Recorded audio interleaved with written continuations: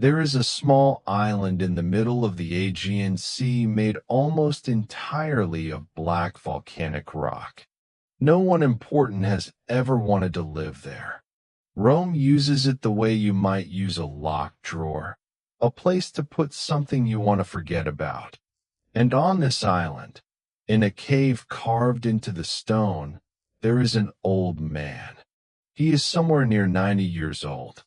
His hands are the hands of a fisherman, though he hasn't held a net in decades. He was exiled here by an emperor who feared what this old man knew, what this old man had seen, what this old man refused to stop saying out loud. And on a certain morning, a morning that starts like every other morning on that rock, the sky opens. Not clouds parting, not sunlight breaking through. The old man will later say it felt as if he were seized by something. A voice behind him, he says, as of a trumpet. And when he turns to see who is speaking, he falls down, not to his knees, flat on his face, in the dust, like a dead man. We will get back to him. We will get back to that island, that voice, that moment. But not yet, because before God ever said those two words to that old man, he had already said them to a frightened teenage girl, to a father with a knife raised over his own son, to shepherds who had never mattered to anyone, to a priest who would be struck silent for doubting.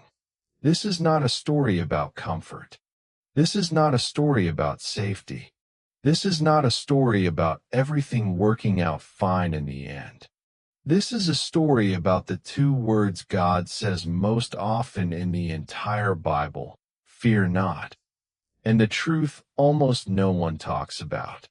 Every single time God says those words, something enormous is about to be asked of the person hearing them. Not comfort before rest, comfort before cost, peace before a mission that will take everything they have. And it starts, long before that old man on his island, with someone even older, a man with no children, no land of his own, and no reason left to believe God was still listening. That man's name is Abram. He lives in a tent in the land of Canaan, far from the city of Yare where he was born, and by every measure that mattered in his world, his life is already a failure. He has no son. His wife Sarai is barren. And in a culture where your name only survives through your children, Abram is watching his own name die with him, 1 year at a time. Then one night, God speaks to him in a vision. Fear not, Abram, I am thy shield, and thy exceeding great reward. For words that sound like comfort. But listen to what comes next. God doesn't tell him to relax. God tells him to go outside and count the stars, because his descendants will outnumber them.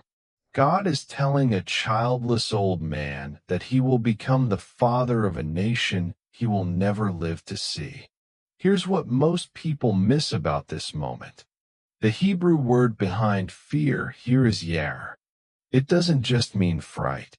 It means something closer to standing in front of a fire, so large you can feel your skin tighten, awe and dread tangled together, the kind of fear that comes from being close to something too big for you. Abram wasn't afraid of a wild animal. He was afraid of the size of what God was asking him to carry. And God's answer wasn't, there's nothing to be afraid of. God's answer was, I am bigger than the thing you're afraid of. That promise will cost Abram everything he has left. It will cost him the comfort of staying put. It will cost him a son he almost has to sacrifice with his own hands on a mountain called Moriah. But it gets stranger before it gets better. Years after that promise, Abram, now called Abraham, finally has his son, Isaac, the one the whole promise depended on. and God asks him to take that son up a mountain and offer him as a sacrifice. Picture it. An old father walking 3 days with the one thing he waited a lifetime to receive, a knife in his hand, and no voice from heaven telling him it's a test. Not yet. He raises the knife, and only then does the angel stop him. Lay not thine hand upon the lad. There is no fear not in that exact moment, because Abraham already believed.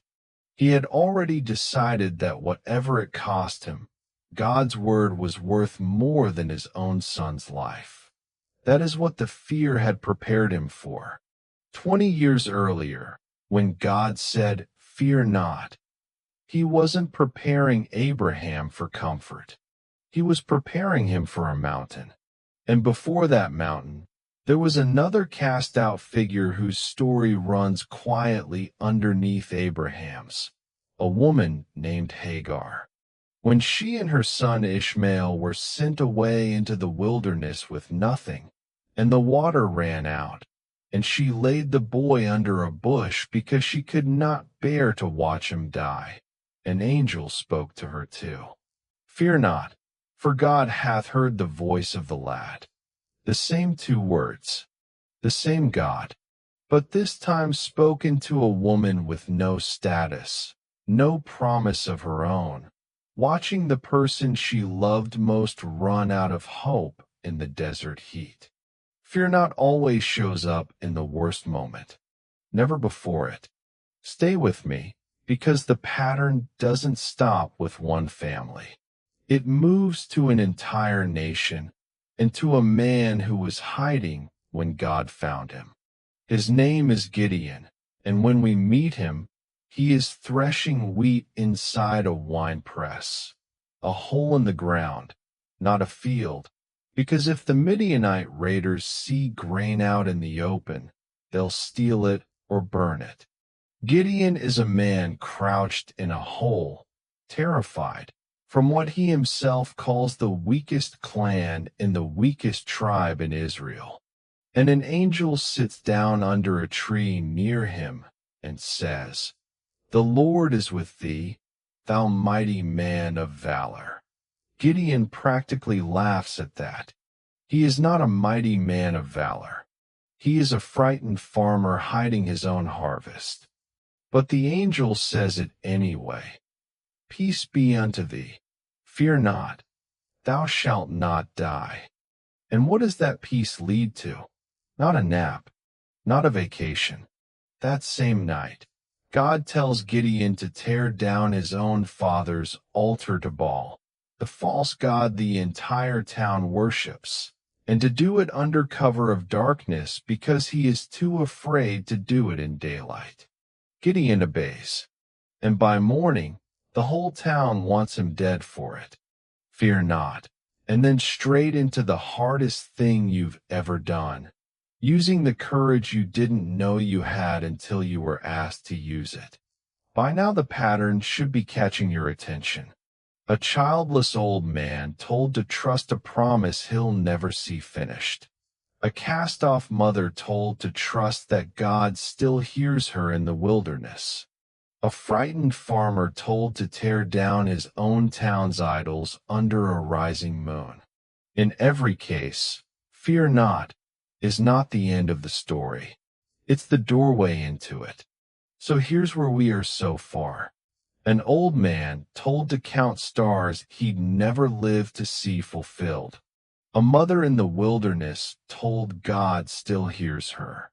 A farmer told to tear down his own father's altar in the dark. 3 different people, 3 different centuries, and the same 2 words right before the hardest thing any of them ever did. And we haven't even gotten to the shepherds yet. We haven't gotten to the girl in Nazareth. We haven't gotten to that old man on the island of Patmos and what he was about to see. If you're catching the pattern, hit subscribe now, because it's about to get a lot bigger than one family or one farmer. It's about to become a nation on the edge of war. Joshua had spent 40 years standing next to Moses, watching a man carry the weight of an entire nation. Now Moses is dead, and that weight has just been placed on Joshua's shoulders instead. In front of him is the Jordan River, swollen with flood water. Beyond it is a land full of walled cities and armies. And God's first words to him are not a battle plan. They are these: Be strong and of a good courage. Be not afraid, neither be thou dismayed. For the Lord thy God is with thee whithersoever thou goest. Pay attention to this, because there's a Hebrew word buried in that verse that gets lost in translation. Be strong is the word chazak. It doesn't mean try to feel confident. It's a grip word, the same word used for gripping a weapon, gripping a rope, holding on with your whole hand so nothing can pull it from you. God isn't telling Joshua to feel brave. God is telling him to grab hold and not let go, because what's coming next is not a walk into an empty valley. It's a war. Within days, Joshua leads an entire nation across a flooded river on dry ground, and straight into the walls of Jericho. Fear not, and then straight into war.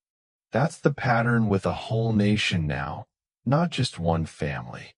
But it gets bigger than nations. It gets cosmic. Centuries later, a man named Daniel is in exile in Babylon, an old man himself by now, mourning and fasting for 3 full weeks. Then a being appears to him, so overwhelming that the men standing near Daniel don't even see it, but they run and hide anyway, just from the feeling in the air. Daniel falls on his face, drained of strength, and the voice says to him, Fear not, Daniel, for from the first day that thou didst set thine heart to understand, thy words were heard. And this is where it gets remarkable. The being tells Daniel something almost no one talks about from this chapter, that this same messenger had been fighting an unseen battle against a spiritual power called the Prince of the Kingdom of Persia for 3 straight weeks, and had only broken through with the help of another angel named Michael. In other words, Daniel's small, private prayer, one man, alone, fasting in a room, had triggered a battle in a realm he couldn't even see.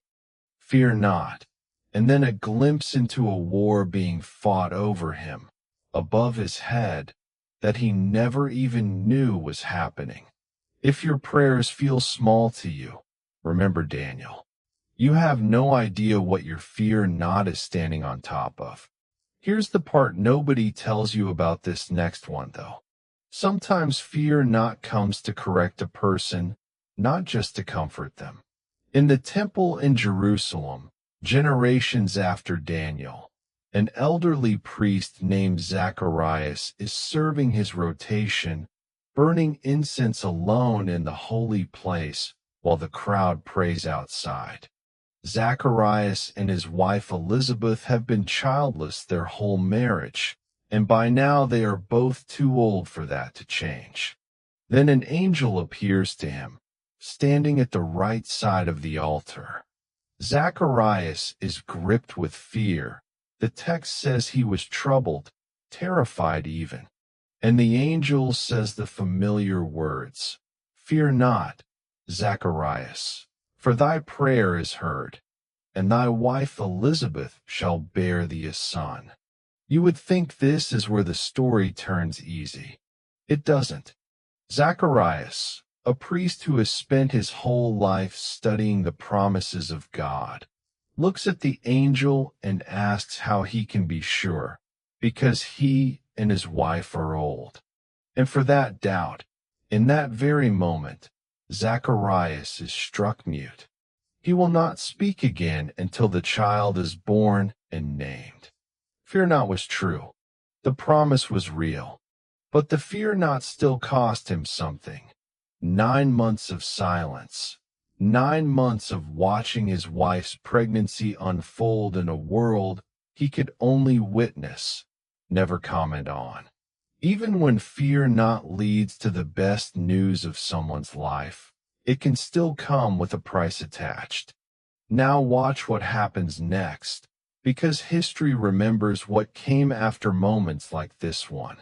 Centuries later, a church historian named Eusebius will write about believers who were exiled, imprisoned, and killed simply for refusing to stop speaking about what they had seen and heard. Fear not never meant an easy road. It meant a costly one, walked by ordinary people who were told to grip hold and not let go. A priest struck silent, a prophet caught in a war he couldn't see, a leader sent straight into a flooded river and a walled city. And we still haven't gotten to the girl in Nazareth. We still haven't gotten to the shepherds. We still haven't gotten back to that old man on Patmos. Which brings us, finally, to a small house in a town called Nazareth. A town so unimportant that people from other towns would ask, "Can anything good come out of Nazareth?"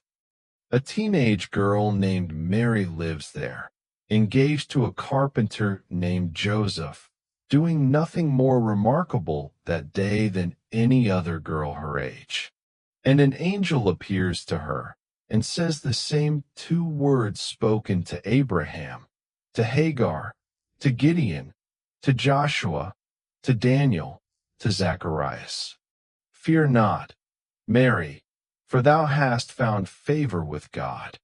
Here is what that favor will actually cost her. She is about to become pregnant before her wedding, in a small town where everyone will do the math, where the penalty under the law could have been death by stoning, where the best possible outcome is a lifetime of whispers behind her back. "Fear not, Mary," and then straight into the hardest, most socially dangerous thing a young woman in her world could face. She says yes anyway. "Be it unto me according to thy word." 6 words. That's all it took to change history. And on the night that promise is finally born, out in the fields near Bethlehem, a group of shepherds are doing the least prestigious job in their entire society. A job so low status that shepherds weren't even allowed to testify in a Jewish court, because their word wasn't considered trustworthy. And to these specific men, these overlooked, unimportant, socially invisible men, an angel appears and says it one more time. "Fear not, for, behold, I bring you good tidings of great joy, which shall be to all people." God's first announcement of his own son's birth is made to the people no court in the land would believe under oath. And history has believed their testimony for 2,000 years anyway. That is not an accident. That is the pattern, one more time, at the center of everything. This is not a story about a phrase that happens to repeat in the Bible. This is not a story about a coincidence in the translation. This is not a story about comfort words God happened to reuse. This is a story about a God who, every single time he is about to ask everything of someone, tells them first that he is with them, and then asks anyway. There's one more time this happens, and it might be the hardest one of all. 3 days after a Roman cross, in the gray light before sunrise, a group of women walk toward a tomb carrying spices for a body. One of them is Mary Magdalene, a woman who once had 7 demons cast out of her, who had followed Jesus since Galilee, who watched him die. They arrived to find the stone rolled away and an angel sitting where the body should be. And the angel says it again, "Fear not ye, For I know that ye seek Jesus, which was crucified. He is not here, for he is risen. These women are about to become the first preachers of the resurrection in a world where a woman's testimony wasn't accepted in court. Fear not. And then go tell the very disciples who will initially call your story nonsense. That is the cost this time, being the first to believe the most important news in human history, and being the first to be doubted for it. And now, finally, we go back to that island. The old man's name is John. Eusebius, the early church historian, records that he was exiled there by the Emperor Domitian, banished to a rock in the middle of the sea for refusing to stop preaching about a man he had watched die and then watched alive again. He is alone. He is old. And on that morning when the sky opens and the voice like a trumpet speaks behind him, John falls down at the feet of the one speaking, like a dead man. And the same voice that spoke to a childless patriarch, an abandoned mother, a frightened farmer, a nation crossing a river, a praying exile, a doubting priest, a pregnant teenager, a field of shepherds, and a group of grieving women. That same voice says it one final time in Scripture. Fear not, I am the first and the last. I am he that liveth, and was dead, and behold, I am alive forevermore. Every fear not in the Bible has now come full circle, in the mouth of the very person all of them were pointing toward. Think about a parent standing at a doorway, watching their child walk out into something dangerous, a hospital, a courtroom, a war, a diagnosis, and saying, "It's going to be okay," even when they cannot promise that it will be easy. That is what every fear not in this story has sounded like. Except here is the part that should stop you cold. When it was God's own turn to walk into the hardest moment in history, in a garden called Gethsemane, on the night before the cross, no angel came to him and said, "Fear not." The Greek word for that gripping, paralyzing terror is phobos, the very fear he told everyone else not to feel. And in that garden, he felt it fully. Sweat like drops of blood, a prayer that the cup would pass. No comfort, no angel's voice telling him it would be fine. He told everyone else, "Fear not." And when it was his turn, he walked into the fear himself, so that the words he had spoken to Abraham and Mary and Gideon and John would actually be true for the rest of us. So here's what this pattern actually means, once you see the whole thing laid out together. First, the truth about the topic itself. Fear not, in the Bible, is never a standalone comfort. It is never God simply soothing someone for the sake of soothing them. Every single time those two words appear, they are the doorway to a costly assignment, a promise Abraham wouldn't live to see, a war Joshua had to fight, a silence Zacharias had to carry, a pregnancy Mary had to explain, a testimony a group of shepherds and a group of grieving women had to give to people who wouldn't believe them. Second, what that means for you. If you are afraid right now, genuinely, deeply afraid of something in front of you, it might not mean God has left you alone. It might mean the opposite. It might mean you are standing exactly where Abraham stood, where Gideon stood, where Mary stood, right before God asked something enormous of them. Fear, in this pattern, is often the feeling that shows up right before you are sent somewhere that matters. And third, the part that should stay with you longest. The only person in this entire story who never heard "fear not" spoken over him was the one person who had every right to hear it. He walked into the fear himself, alone, in a garden, so that the words he said to a frightened old man, a pregnant teenager, and an exiled apostle would hold up under the weight of an empty tomb. He did not skip the fear. He went through it, so you would not have to go through it alone. Which of these fear not moments in this video would have been hardest for you to hear if it were spoken to you? Tell me in the comments below. 2 words, spoken across 4,000 years, to shepherds and kings, to mothers and prophets, to a dying thief and a doubting priest, and spoken, still, to whoever needed to hear this today.